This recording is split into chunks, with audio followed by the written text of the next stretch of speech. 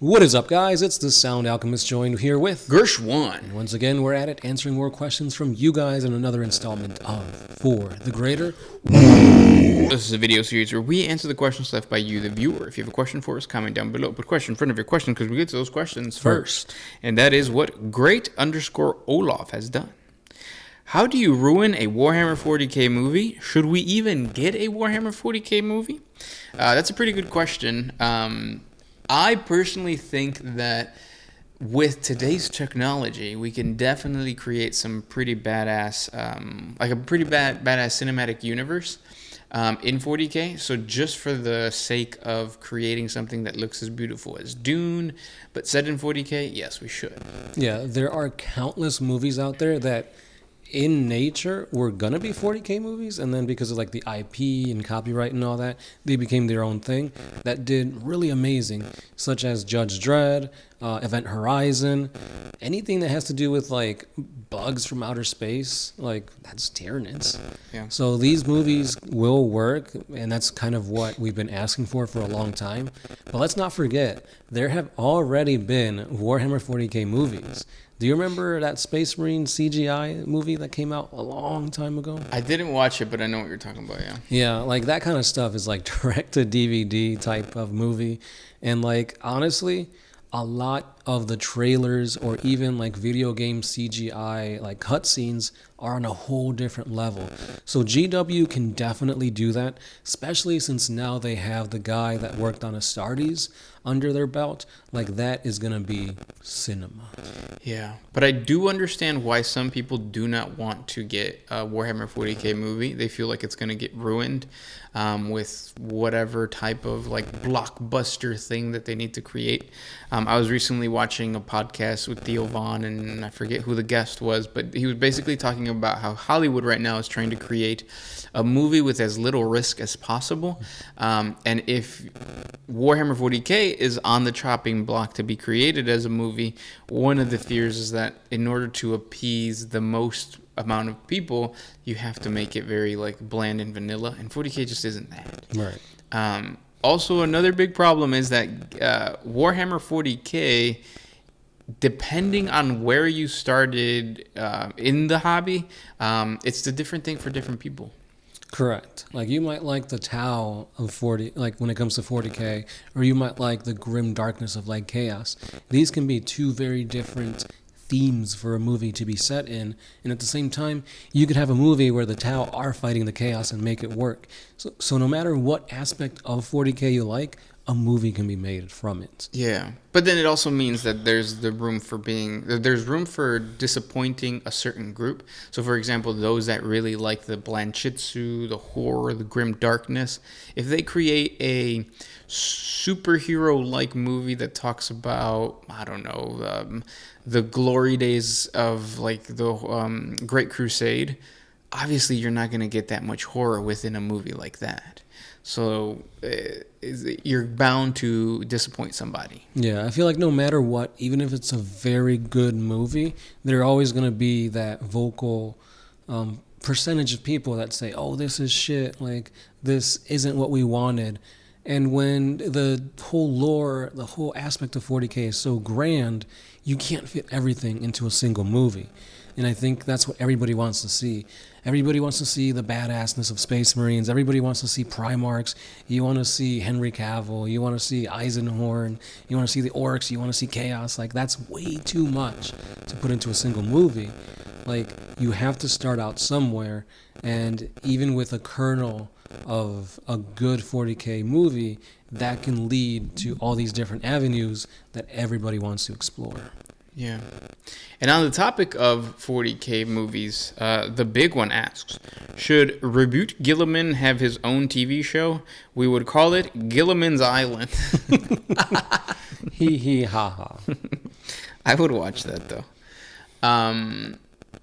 Individual Primarch movies would be really good as long as they focus on that individual Primarch.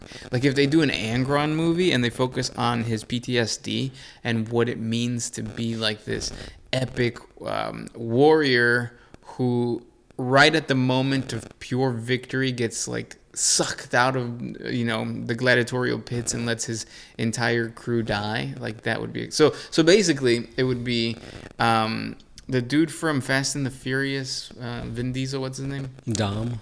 If Dom was in the middle of a race that was gonna win like some big prize for the family, and then he all of a sudden gets beamed up into a spaceship and is like, you're an alien, and then his family dies. That like craziness that Vin Diesel will go through, I would want to watch that. Right, especially for people that have no idea like what the Emperor is or what a Primarch is, and they're just seeing this movie just because it's a cool action flick. That last part is gonna spin their heads like, whoa, I just got introduced to a whole universe that I don't even know what was going on. Yeah. I want more, and that's how you get more. But they have to focus on the individual first and then the bigger story at the end. Yes, I also feel like Vin Diesel would be a bad Angron. yeah, because because he is about family. Like his gladiators were his family and stuff like that. Yeah, but I think Vin Diesel's very brooding and like it's in a different type of way. I think you need somebody that's a little more sadistic. But yeah, what were you gonna say? I was gonna say there's a new Riddick movie that's gonna come out. Did you hear about that? I didn't know that. No. Yeah. The first one, The Chronicles of Riddick, was the second movie. The first one was something Darkness, right? I think so. Yeah. That one was pretty good, but it was too dark. Like wonder literally why. too dark. Sometimes I would have to shut off all the lights in my room. You could just turn up the brightness on your TV. It wouldn't work. It just look like white. Next question. Would you like some type of a... Oh, I didn't even say who it was. Joel123. Would you like some type of like anthology or maybe even a TV series similar to how Fallout was for the 40K universe instead of just giving us movie after movie? Yeah, that would be cool. And then you get to explore and make it more like a role-playing game. So like kind of like Dungeons and Dragons, where the TV show, every episode is like, you're whoever it is, it might be an acolyte or something, or what is it called, an inquisitor, but every single show is like its own little quest, like X-Files. Yeah, that could be pretty cool. Yeah, like X-Files, but instead of hunting for aliens, you hunt for Xenos, which is the same thing. Do you want them to put like little jokes in there like, oh no, it got hot? Like when you roll a 1 and the plasma pistol blows up on you. If it's done right, yeah. Because like we're reading the book Ferris Manus, the Gorgon of Medusa. Gorgon of Medusa, yeah. And in it, there's a lot of bits of like, and the vehicle jinked. And then it's like, like, so in those moments, I think it can be pulled off well. Yeah, like I could make, like I think they even do that in like the Fallout series too. Yeah. So yeah, it'll work. It's just don't make it be like really cheesy and like don't have the character look into the camera after he said it. Yeah. Because that's just gonna throw you way off. Yeah. This question comes from Farron Knight. As far as the most powerful armor, what about the Emperor's armor, or does that not count? So does the Emperor have good armor? Oh yeah, like one of the best. But at the same time, like the Emperor is a super powerful psyker. So if you're able to like even get close enough to where you could probably damage the Emperor's armor, like you're probably not gonna live. Yeah. Also, he's wearing it, so like you can't really. Or no. What was the Emperor's whole thing? He didn't like a piece of his armor is in every Grey Knight or Terminator armor. Terminator. Yeah. So they basically took his armor, like melted it down, and the tiny sliver of it is used in place of every Terminator armor, or that little shield thing that the Terminators wear. Going on their shoulder. Yeah. Yeah. Next question. Whatever happened to the Warhammer comics? Did you guys read any of those? By Titan Warlock. No, I heard that like the power scaling was like super crazy, where you have Marneus Calgar jumping on a Lord of Skulls and like ripping its head off. Yeah. So it's like, I mean, it was fun. It's cool. There's like Sisters of Battle on there as well.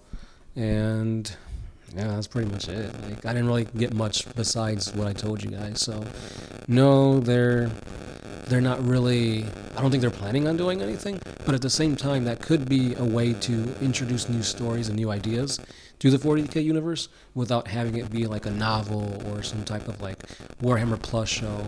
And speaking of Warhammer Plus, like they just stopped doing stuff on it. Yeah. Like there are months where like nothing comes out. Yeah. So if you're paying for Warhammer Plus, rethink that. or you're using the what is it the called? app. The Yeah. app. Yeah. So you're playing a lot. I would add though to. Oh no, yeah. Next question comes from the big one. How many High Lords of Terra are there, and how much power and influence do they have since the return of Gilliman and the Lion? In terms of military power, Gilliman kind of took control of the Imperium because that's his rank, Gilliman. Yeah. He's a High Lord. Yeah. So he's one of the main High Lords. But there's like the High Lords are broken up into actual High Lords and Low Lords. I forget what they're called. But like so that's always changing. So like sometimes it'll be the leaders of the Assassinorum that are actually part of like the main council of High Lords. Sometimes they're not, depending on the era. So I guess to answer the question, what role do they play? More administrative and trying to like fill their pockets than to actually like actually doing anything for the Imperium as a whole. And that's changed throughout the years. Obviously, you've had more corruption than other times.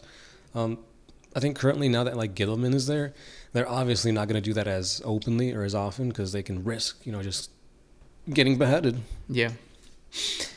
And those were the questions for today. If you guys have more questions for us, please comment down below. Thank you guys so much for hanging out with us, and we'll talk tomorrow. That's right. As always, it's been the Sound Alchemist here with Gershwan. And we'll see you in the next one. Oh,